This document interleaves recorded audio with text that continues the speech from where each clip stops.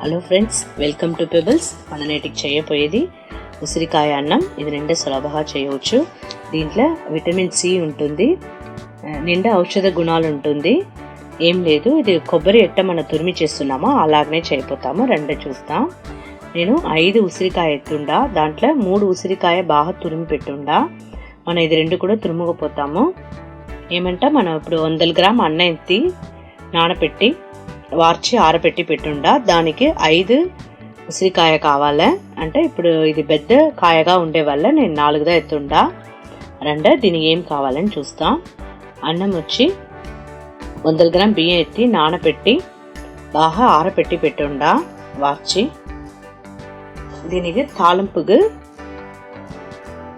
ఆవాలు, శనగపప్పు 1 చెంచా, ఉద్దిపప్పు సగ చెంచా, 1 పచ్చిమిరపకాయ, నిండా వేరుశనగ వచ్చి ఆప్షనల్ దా, మీరు కావాలంటే మీరు వేసుకోవచ్చు, రుచి ఉంటుంది.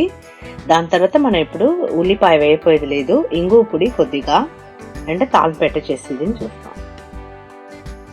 ఒక కడాయిలో 3 చెంచా నూనె పోసేసి 1 పావు చెంచా ఆవాలు, శనగపప్పు, ఉద్దిపప్పు, ఇంగువ పొడి, పచ్చిమిరపకాయ, కరంపాకు, మళ్ళీ పసుపు పొడి కొద్దిగా వేసేసి మన తురిమిన కాయ వేసేసి బాగా వేయించాలి. ఇది వచ్చి నీళ్ళు పూసి ఉడకపెట్టవద్దు, వేయించితేనే ఇది ఉడుకుతుంది. అంతే, మన ఆరపెట్టిన అన్నం వేసి మనం బాగా కలిపిపోతాము.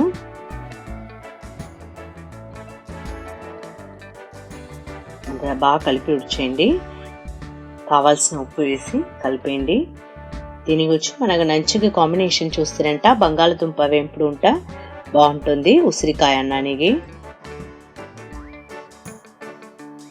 చూడండి, ఉసిరికాయ అన్నం రెడీ.